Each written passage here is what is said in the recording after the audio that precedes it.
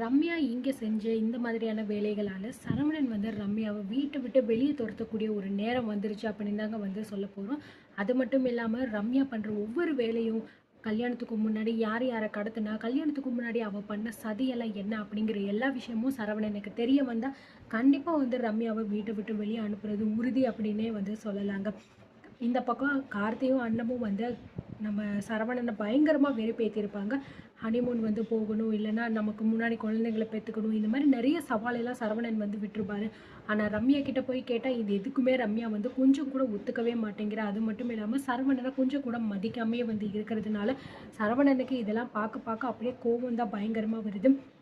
கல்யாணத்துக்கு முன்னாடி என்ன வேணாலும் இருக்கட்டும், கல்யாணம் நடந்ததுக்கு அப்புறமாவது நம்ம கூட சந்தோஷமா இருப்பாங்க அப்படின்னு பார்த்தா இப்போ கூட அவங்க வந்து இப்படியே தான் இருக்காங்க அப்படிங்கிற மாதிரி வந்து ரொம்பவே கோபத்தில் சரவணன் வந்து இருக்கும்போது ஈஸ்வரி அங்கே வந்து கேட்ட எல்லா விஷயத்தையுமே கேட்டுட்டு எனக்கு தெரியாது, அவங்க கூட எப்படியாவது நான் வந்து வேற ஊருக்கு ஹனிமூனுக்கு ஏற்காடுக்கு போயே ஆகணும், அதுக்கு நீ தான் வந்து பேசணும், நீ தானே கல்யாணம் பண்ணி வச்சா, அப்போ நீ தான் வந்து அடுத்து என்ன பண்ணணுமோ அதை பண்ணி எங்களை சேர்த்து வச்சே ஆகணும் அப்படிங்கிற மாதிரி சரவணன் பயங்கரமாக வந்து செண்பகத்துக்கிட்ட கோவப்பட்டு கத்துறாரு. இதனால செண்பகம் வந்து முழிக்கிறாங்க திரு திருன்னு.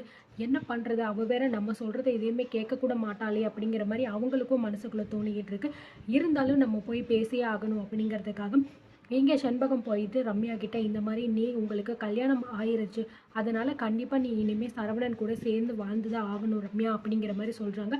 இதை கேட்டு ரம்யா பயங்கரமா வந்து கோவப்பட்டு என்ன சொல்லிக்கிட்டு இருக்கீங்க நீங்க, நான் கல்யாணத்துக்கு முன்னாடியே உங்ககிட்ட தெளிவா சொல்லிட்டேன், எனக்கும் சரவணனுக்கும் எதுவுமே கிடையாது அப்படின்னு சொல்லும்போது, இங்க பாரு ரம்யா, நீங்கள் 2 பேரும் ஒன்றா சேர்ந்து ஒன்றா வாழ்ந்தால் மட்டும்தான் அதை பார்த்தா அவங்க 2 பேருமே பயங்கரமாக வயிற்றெரிச்சல் பட்டு உங்களை எதுவுமே பண்ண முடியலையே அப்படின்னு நினைப்பாங்க.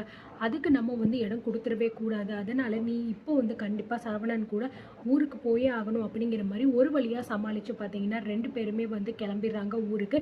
இங்கே வந்து சரவணன் அதுக்கப்புறம் ரம்யா அண்ணம் கார்த்திக் 4 பேருமே கிளம்பி வந்து ஏற்காடு போகிற பிளானை வந்து போட்டுட்டு போகிறாங்க.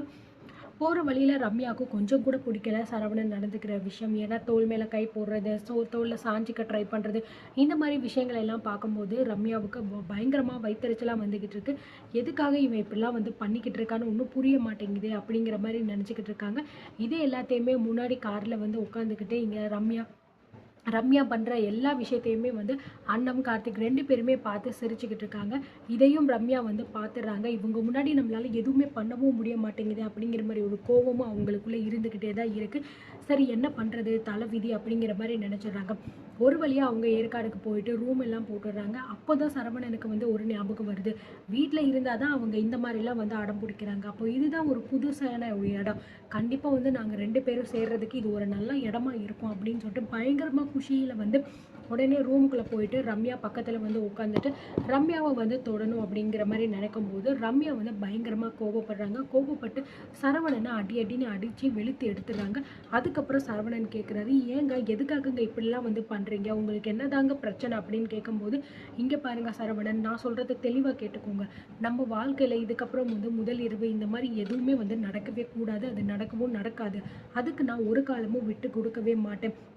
இந்த வீட்டுக்குள்ளே நான் வந்து உங்களை கல்யாணம் பண்ணிட்டு வந்தது அந்த அன்னத்தையும் கார்த்தியையும் பழி வாங்குறதுக்காக மட்டும்தான், அவங்க கூட சேர்ந்து வாழ்கிறதுக்கெலாம் கிடையாது அப்படிங்கிற மாதிரி வந்து ரம்யா பயங்கர கோபமாக வந்து பேசும்போது சரவணன் வந்து என்ன பண்ணுறது, நம்ம என்னடா சொல்கிறோம் அப்படிங்கிறது இவங்க கொஞ்சம் கூட புரிஞ்சிக்க மாட்டேங்கிறாங்களே அப்படிங்கிற மாதிரி கோபம் சரவணனுக்கும் இருக்குது.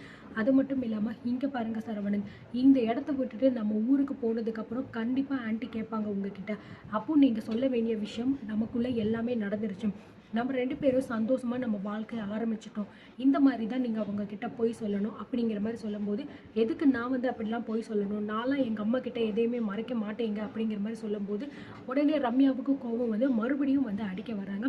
ஏங்க ஏங்க நிப்பாட்டுங்க, எதுக்குங்க இப்போ தேவையில்லாமல் என்னை அடிச்சுக்கிட்டு இருக்கீங்க அப்படின்னு சொல்லும்போது, நீங்கள் இங்கே எப்படி வேணாலும் வந்து இருந்துட்டு போகலாம், ஆனால் நீங்கள் ஆன்ட்டிக்கிட்ட போய் சொல்லும்போது நான் சொன்ன விஷயங்களை மட்டும்தான் நீங்கள் வந்து சொல்லணும், அதையும் தாண்டி நீங்கள் மாற்றி பேசுனீங்கன்னு தெரிஞ்சிச்சு, அதுக்கப்புறம் இந்த ரம்யாவோட சுயரூபத்தை நீங்கள் பார்க்க வேண்டியதாக இருக்கும் சரவணன் அப்படிங்கிற மாதிரி சொல்லி பயங்கர கோபத்தில் வந்து பார்த்தீங்கன்னா இங்கே ரம்யா வந்து சொல்லிடுறாங்க. சரவணனுக்கும் ஒன்றுமே புரியலை, என்னடா இவ இப்படி இருக்காளே, இவளை வச்சு எப்படிடா நம்ம குடும்பம் நடத்த முடியும்? ஆரம்பத்திலேயே இந்த கல்யாணம் நமக்கு வேணுமா வேணாமான்னு நம்ம முடிவெடுத்தோம். ஆனா அப்போ வந்து அம்மா நம்மளை சமாதானப்படுத்தி வச்சுட்டு இப்போ இந்த மாதிரி வந்து பண்ணிக்கிட்டு இருக்கா. எப்படி இவ கூட சேர்ந்து நம்ம வாழ போறோம்னே தெரியலையே. இவ வந்து அந்த புடவைக்காரி அன்னத்தையும் காத்தையும் பழி வாங்கணும்னே தான் தெரிஞ்சுக்கிட்டு இருக்காளே தவிர நம்ம கூட சேர்ந்து வாழணும்னு இவங்களுக்கு கொஞ்சம் கூட மனசு வர மாட்டேங்குது. அப்படிங்கிற மாதிரி பயங்கர குழப்பத்துல பார்த்தீங்கன்னா இங்கே சரவணன் வந்து சுத்திக்கிட்டு திரியிறாரு. இந்த பக்கம் அண்ணன் வந்து ஒரு பயங்கரமான பதிலடி கொடுக்க போறாங்க. சரவணனையும் ரம்யாவையும் சேர்த்து வச்சே ஆகணும். அவங்க 2 பேரும் நல்லபடியா வாழ்க்கையை ஆரம்பிக்கணும் அப்படிங்கிறதுக்காக அண்ணன் வந்து இப்போ புதுசா ஒரு பிளான் வந்து ஏற்காடுல போட போறாங்க. அந்த பிளான் ரொம்பவே சக்ஸஸ் ஆகவும் வரப்போகுது அப்படிங்கிற மாதிரி தான் அடுத்தடுத்து நமக்கு ப்ரெடிக்ஷன்ஸ் வந்து தெரிய வரப்போகுது. என்ன ஏது அப்படிங்கிறத நம்ம அடுத்தடுத்த வீடியோவில் பார்த்து தெரிஞ்சுக்கலாம்.